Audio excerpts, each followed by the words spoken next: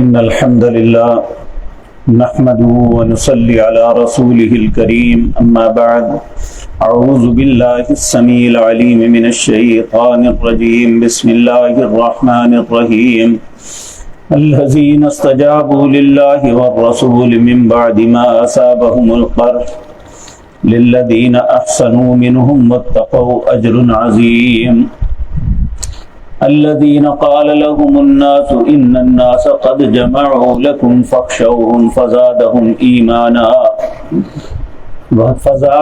إيمانا وقالوا حسبنا الله ونعم الوكيل فانقلبوا بنعمة من الله وفضل لم يمسسهم سوء واتبعوا رضوان الله والله ذو فضل عظيم انما ذلكم الشیطان یخوف اولیاءه فلا تخافوهم وخافون ان کنتم مؤمنین ولا يحزنك الذين يصارعون في الكفر انهم لن يضروا الله شيئا يريد الله الا يجعل لهم حظا في الآخرة ولهم عذاب عظيم ان الذين اشتروا الكفر بالإيمان لن يضروا الله شيئا ولهم عذاب أليم. حضرات محترم، یہ آیات اس وقت نازل ہوئی جب احد کی جنگ ختم ہو گئی تو دوسرے دن اسے حمراء الاسد کہتے ہیں. نبی کریم صلی اللہ علیہ وسلم آپ ایک ایسے رہنما تھے جو کبھی بھی کسی حالت میں غافل نہیں رہے. حالانکہ مسلمان سخت مضطرب تھے، 70 لوگ شہید ہو گئے جن کی تدفین کا بہت بڑا مسئلہ تھا، اور 70 سے زائد لوگ زخمی تھے. ان کی مرم پٹی اور دوسرے معاملات ایک افراتفری کا عالم تھا. ان حالات میں بھی رسول اللہ صلی اللہ علیہ وسلم نے کچھ لوگوں کو کفار کے لشکر کا پیچھا کرنے کا حکم دیا. تو جب وہ ایک مقام پہ پہنچے اس وقت جو کفار کا لشکر تھا اس کے سپہ سالار ابو سفیان تھے، جنہیں بعد میں اللہ نے اسلام کی توفیق بخشی اور اسلام کے لیے انہوں نے بہت کام کیا.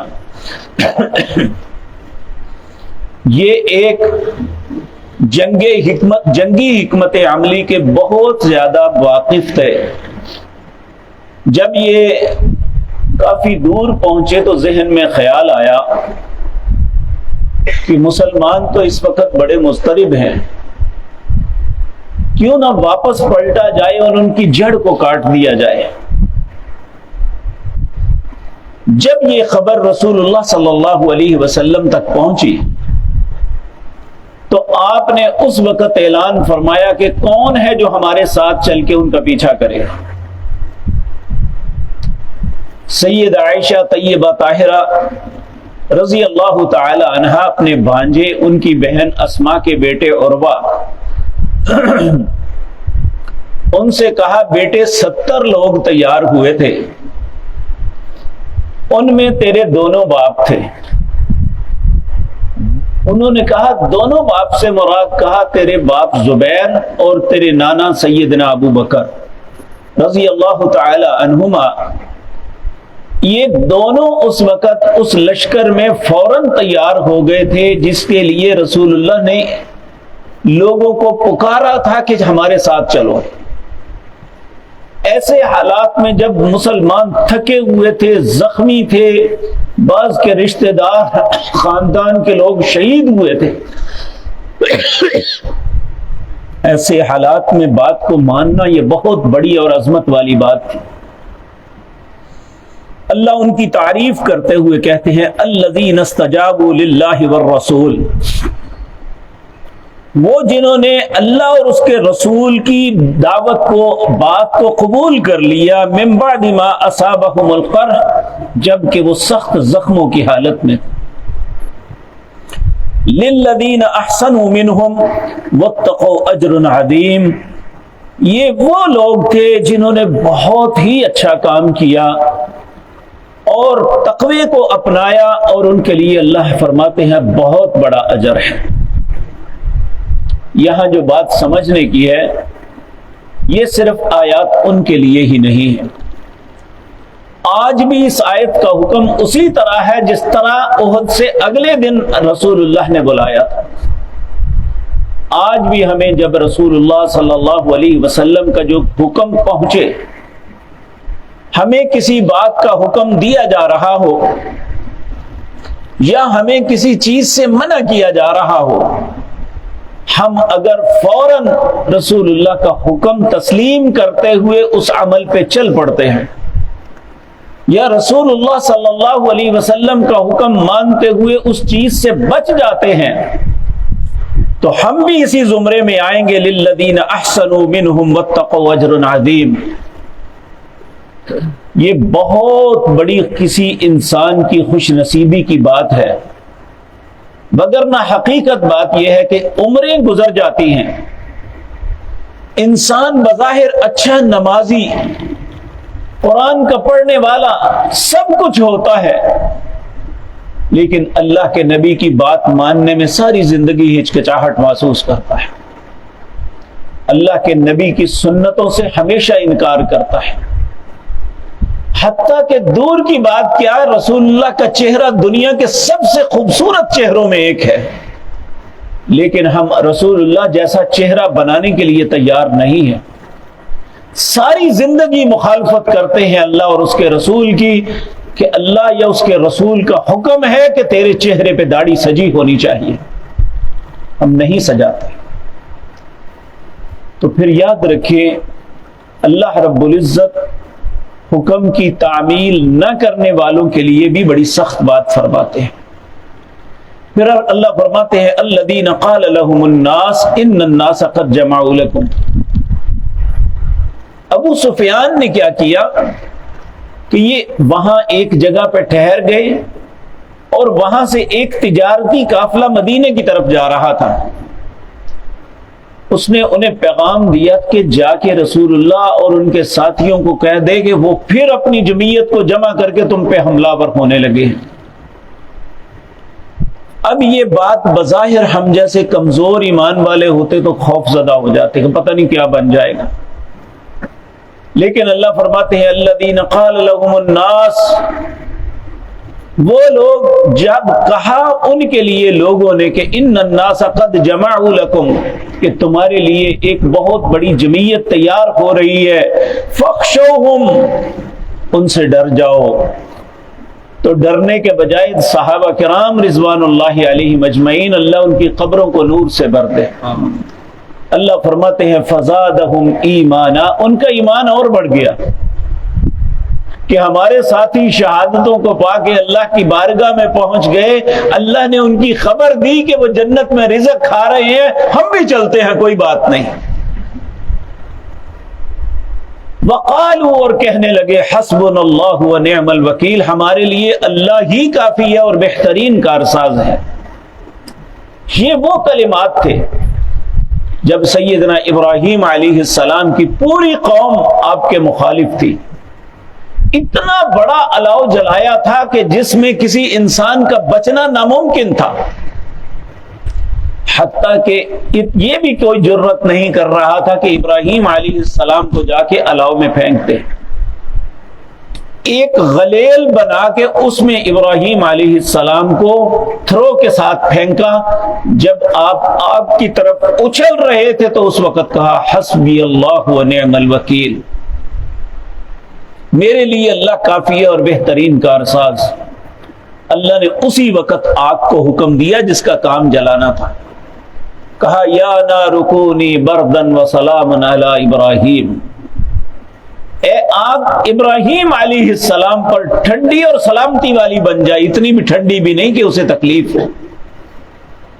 تیرا کام جلانا ہے، جلانے کی اجازت میں نے دی ہے، تیرا رب تجھے حکم دیتا ہے صرف ابراہیم کے لیے ٹھنڈی ہو جا، وگرنہ آگ اسی تپش اسی تمازت کے ساتھ تھی کہ کوئی شخص قریب نہیں آ سکتا تھا، لیکن ابراہیم محفوظ اس کے اندر بیٹھے ہوئے تھے۔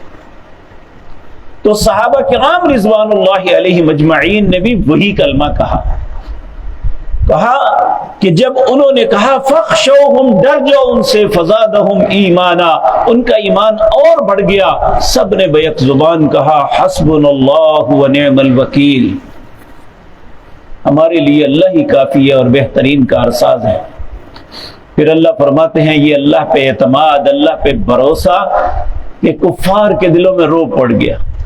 جب انہیں پتا چلا کہ ہمارے تو وہ پیچھا کرنے کے لیے آ گئے ہیں، ہم سمجھتے تھے ہم ان کی جڑ کاٹ دیں، تو وہ آپس میں ایک دوسرے کو تسلی دینے کے لیے کہتے اب ہم چلتے ہیں، اگلے سال پھر آئیں گے، خوب تیاری کر کے آئیں گے۔